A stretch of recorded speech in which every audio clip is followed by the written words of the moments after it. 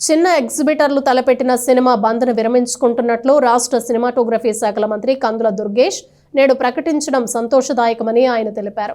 స్థానిక movie artist association 24 విభాగాల union కార్యాలయంలో ఆదివారం ఏర్పాటు చేసిన విలేకరుల సమావేశంలో మాట్లాడుతూ అసలైన సినిమా థియేటర్ల యాజమానులపై ప్రమేయం లేకుండా లీజుకు తీసుకున్న 6 ప్రముఖులు వేసిన ఎత్తుగడను ప్రభుత్వ హోం సెక్రటరీ ద్వారా విచారణకు ఆదేశించడంతో సినిమా ప్రదర్శనలు యథాతథంగా జరుగుతాయన్నారు.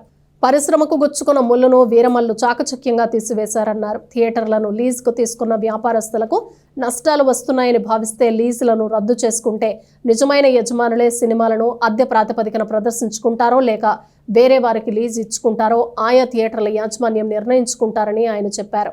సమగ్ర సినీ అభివృద్ధి పాలసీ ద్వారా పరిశ్రమలో గుత్తాధిపత్యం పోయి ఎక్కువ మందికి అవకాశాలు రావటం వలన పెట్టుబడులు పెరిగి తద్వారా సినీ పరిశ్రమ అభివృద్ధి చెందుతుందని దిలీప్ రాజా చెప్పారు. సమావేశంలో నటులు మిలిటరీ ప్రసాద్, వేమూరి విజయభాస్కర్లు ఉన్నారు.